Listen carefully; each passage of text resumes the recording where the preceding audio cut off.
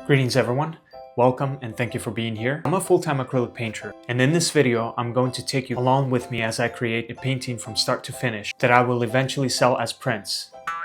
I'm going to be sharing my full painting process with you guys, including how I get inspiration for my paintings, how to create your own reference photos, how to blend and layer with acrylics to create better art, and how to fix any mistakes you make while working. So, I have an idea for how I want this painting to turn out. Stick around to see if I can do it and to see what happens. Alright, first things first, I have to be inspired to create something. And I have a general idea, but it's not fully developed in my head. Sometimes the idea comes in my dreams or whatever, or I'm inspired by the moment and I just, create from there. But for today, I want to show you how I do it most of the time, and hopefully that'll give you some ideas. So my idea is to create colorful mushrooms in the forest. Before I get into choosing a canvas, this is the first thing I do. I go into Google and write exactly that. I'll write colorful mushrooms in the forest. And I spend some time scrolling and looking over, trying to find the right image or the idea that I have in my head. It's one of those things where I look at the composition and everything stands out to me. Another new thing I tried recently, which is pretty cool, I used ChatGPT to see if it could give me some ideas. So I wrote down the same thing and it gave me some rough ideas. You can always correct. For example, create an image of colorful mushrooms in the forest. Alright, obviously it's too much, it's too cartoony, but this is kind of the image that I got, right? And so from here, the forest in the back is too realistic. If you wanted to make it more evening setting, then you would say, make the forest in the back more of an evening setting and blurry. And then less of colors on the mushrooms, more realistic. That one's a little better. You could see the forest, it made it blurry, but it's not as colorful right here. So you can spend time correcting it and adjusting it, but it's never going to give you exactly what you're looking for. So this is a good way to get some ideas, but you still have to combine and work together to make your own, right? These are the top 3 images I chose, and the way I make it my own is I click on a mushroom and then click share and then save image, and then look at my photo album, and here it just selects the mushroom by itself. And so then I use Splice to edit my videos, and I put the image and then I put overlay, and then adds that image that I saved into my camera roll, right? I can move it anywhere I want. I can make it big, small, and I'm placing it where I think looks best. So I'll do that to other mushrooms I've saved. You could see this one, for example, and I'm going to make it smaller and adjust it, the angle, and here's the outcome of my image I created. Now there's different ways to do the Photoshop and all that stuff, but since I use Splice as a video editing app for all my videos, I know that you can do this on there. So just to save time, I quickly do a rough draft like that. So now that I have my rough draft and an image I can go off of, now I still don't like to copy exactly what's on there, right? So I'm still going to change things around, a few little things, but I'm happy with it. So the next thing is choosing the canvas size. Okay, less talk and more action. Let's go get the canvas.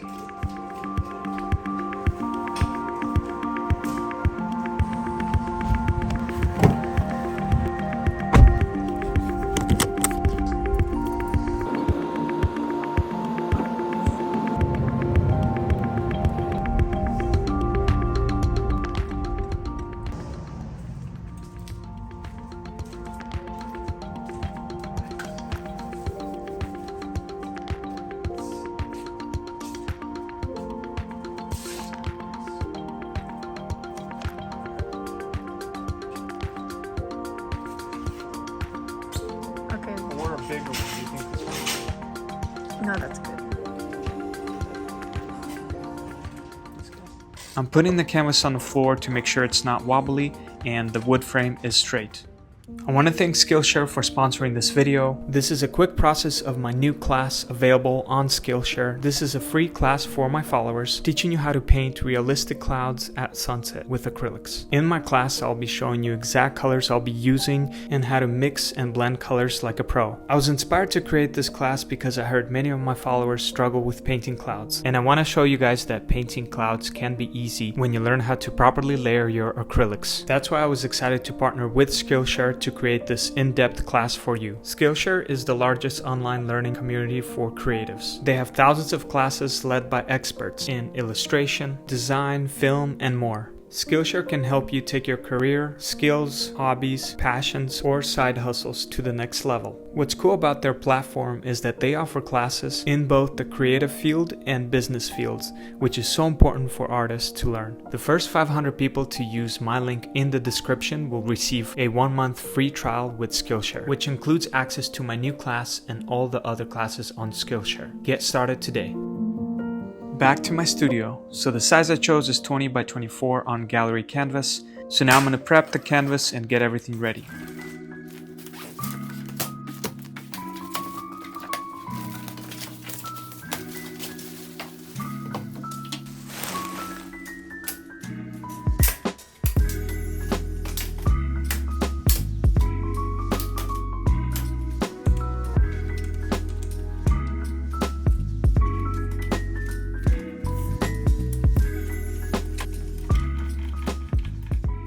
Okay, here's my reference photo and my canvas is set up.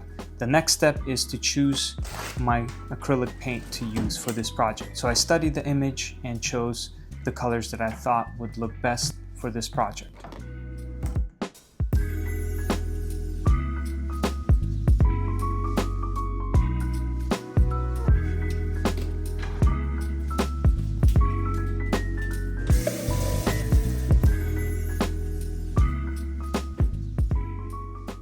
The next step is to create a smooth blend for the background, and I like to work from the furthest distance up to whatever's closest to me.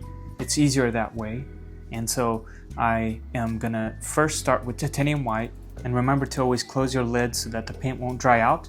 The next one will be orange. I'll add a little bit of that, and then scarlet red on the second one and on the third one, and then viridian on the third one, a little more than red, and then ultramarine blue on the fourth one, and then phthalo blue, and then a little bit of lamp black on both those last colors. Then I'll use my palette knife to mix from lightest to the darkest color. And remember, this is the base of the background, so it doesn't have to be perfect. Little tip, I dab my palette knife in the water jar and wipe it with a paper towel, and it's brand new again.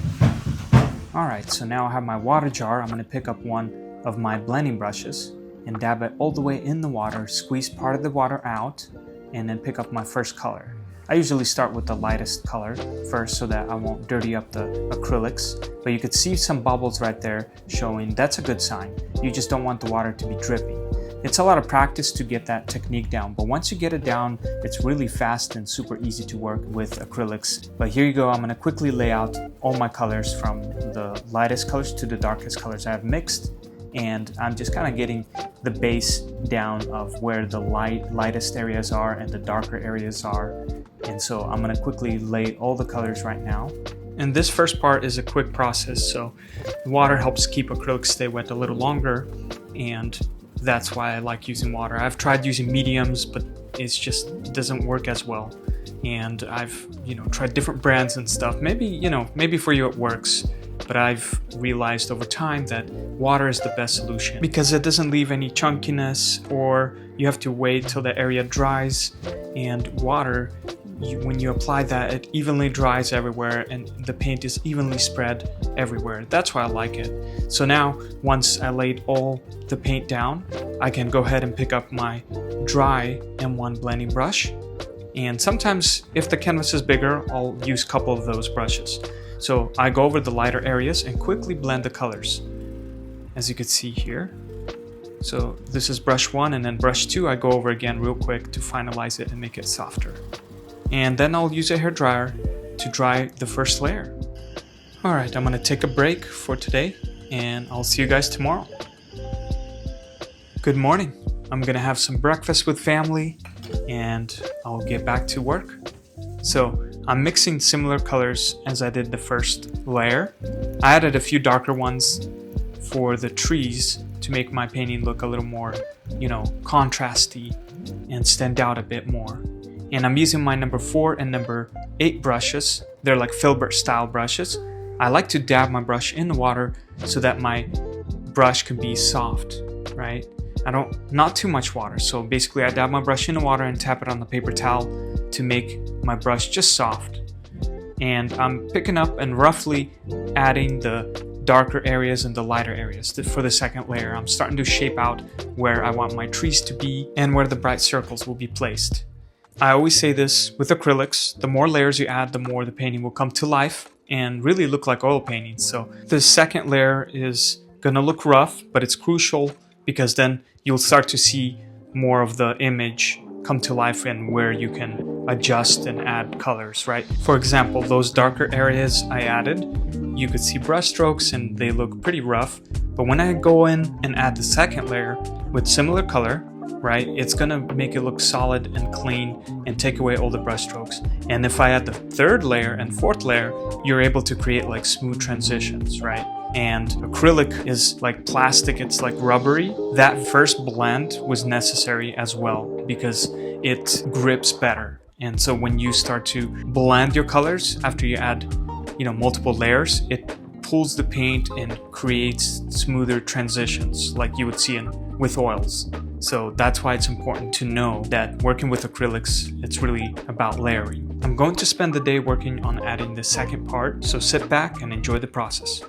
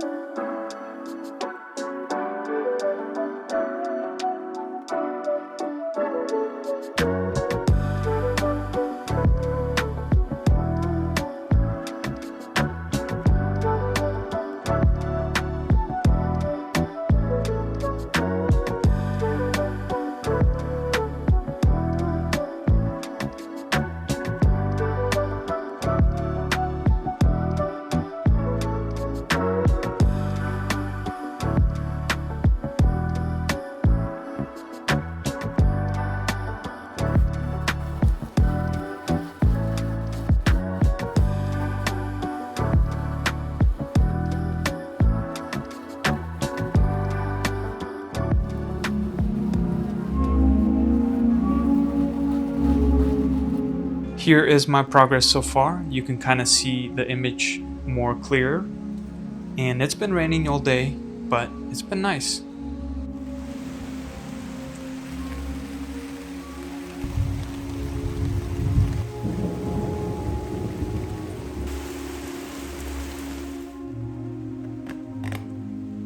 My son was excited to see me. It's getting late, and I'll see you guys in the morning. Today is all about refining. I'm going to mix similar colors and start to add the third layer and really make my colors start to be more softer. Now that I have the shapes down in the darker and the lighter areas, I can go and fill in with that third layer, which will look even smoother. So I'm going to spend some time doing that.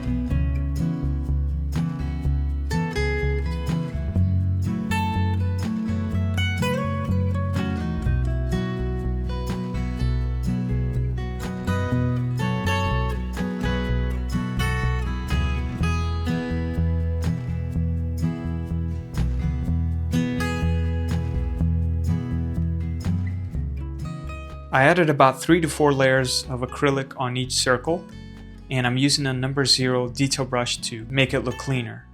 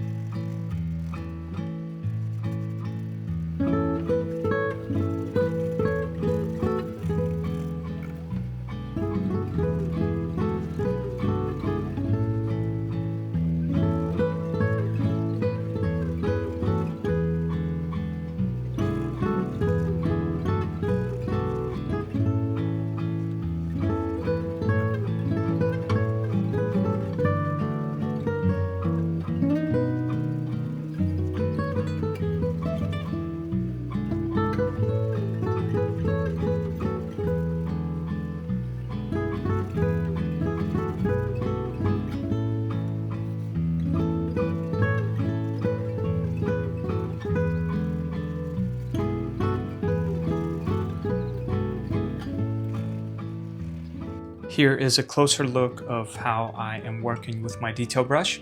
I dab my brush in the water and swirl it with acrylic to make sure it runs smoother on the canvas. But I am tired and I'm gonna have a little family break, so we're gonna go to the city and take a walk.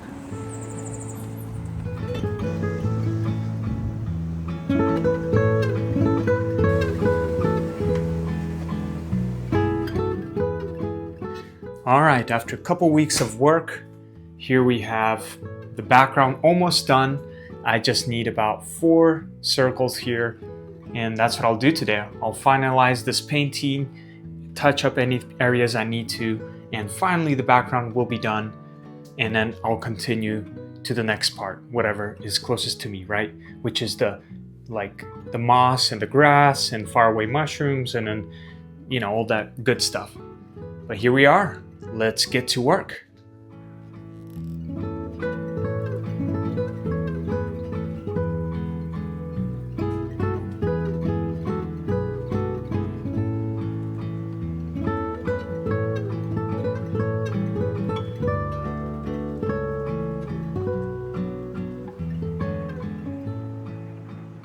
Finally, the background is dry and I'm happy with it so far.